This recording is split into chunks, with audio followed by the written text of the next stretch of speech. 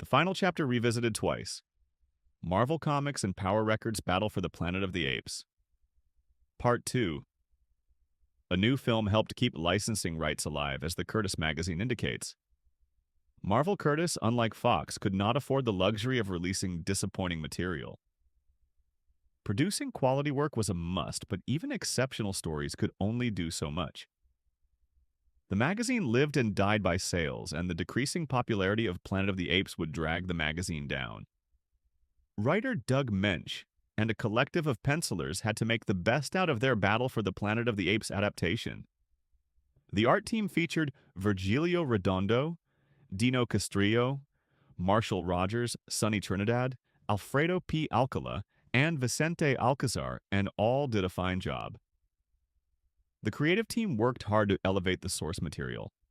Everyone involved with the magazine put their best work forward and delivered an outstanding serialized comic magazine that contributed to POTA magazine's standing in pop culture instead of rushing a cheap licensed cash-in afterthought to newsstands.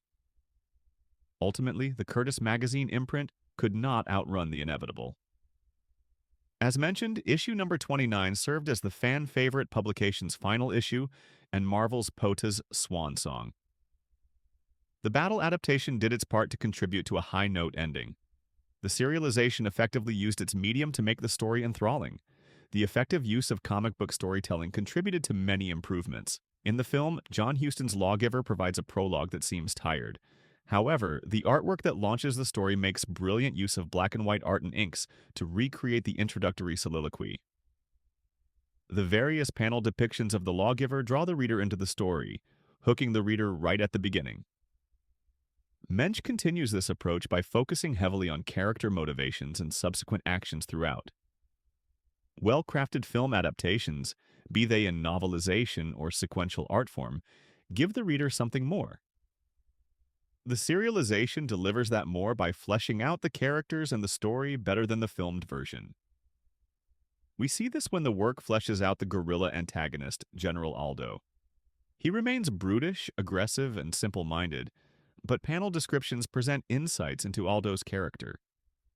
We know what fuels his rage. He must live side by side with humans who once enslaved him. Aldo knows a revolution created the situation, and the humans would keep him enslaved had Caesar never led a rebellion. The civil rights and class struggle-themed undertones hang over the relationship between apes and humans. The chimpanzees and orangutans treat humans humanely and with respect, but they do not provide them with equality. Humans have and know their place. Then there is an unspoken truth. Gorillas sit below chimpanzees and orangutans in the social order and must accept their limited position. Is the current tense relationship what the future holds? We know things get worse as a mutant gorilla confrontation leads to the Earth's nuclear destruction and beneath. The main human character, MacDonald, pulls a sly sleight of hand to convince Caesar to travel to the Forbidden City and change history. Caesar will hear about the future from his parents' recordings, as the tapes feature commentary about the future from apes. Caesar won't listen to a human, so MacDonald takes him on a dangerous journey to hear the necessary words from a compelling source. Caesar's internalized prejudices drive his actions. MacDonald, trying to make a better future, inadvertently sets a course for a present-day war. He doesn't realize mutants inhabit the city, and they are bitter survivors from conquest, furious about being deposed as the apes' masters. Once again, the produced film failed to effectively carry the narrative and its themes, leaving the action lacking dramatic subtext.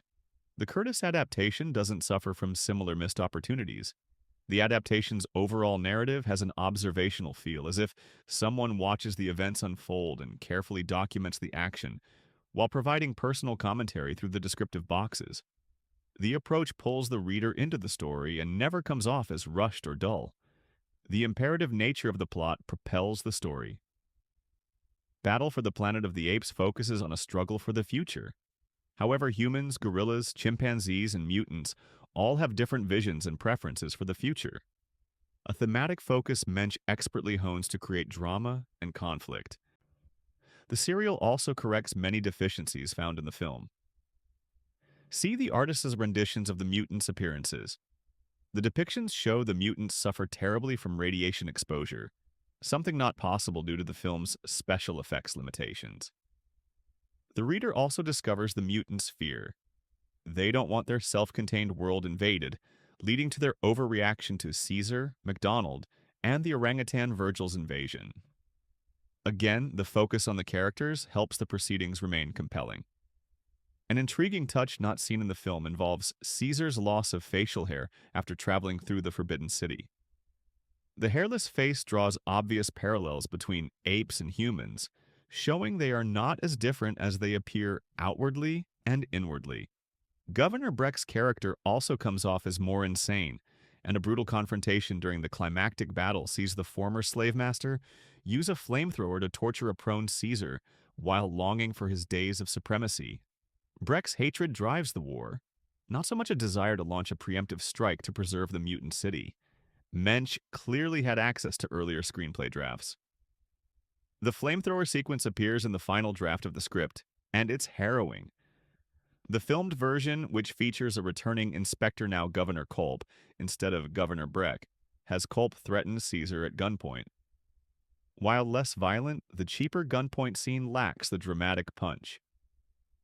More so, Breck serves as a better villain than Culp due to his greater prominence in Conquest, but henchman Culp becomes the primary villain in the film. Perhaps other elements from previous drafts made their way into the adaptation. Even if they did, the resultant serial reflects Mensch's vision of the tale. That tale leads to the titular confrontation that the entire film builds towards. The battle itself sprawls over many pages and veers into R-rated territories of violence. The artist's renditions bring the battle brutally to life, and the writing conveys the necessary conflict and characterization needed to make the confrontation impactful and the ending more satisfying. The final panels also restore Corrington and Hooper's original playground fight's ambiguous ending, a much better finish than the film's contrived final moments. What made the whole adaptation succeed? Mensch identified the finished film's weaknesses, recognized the better elements of previous script drafts, and infused his own storytelling style into the finished comic version. His and the collective artists' reimagining of Battle for the Planet of the Apes works on almost every level. The team created a what could have been send-off to the first series' final chapter, one that deserves an official reprint.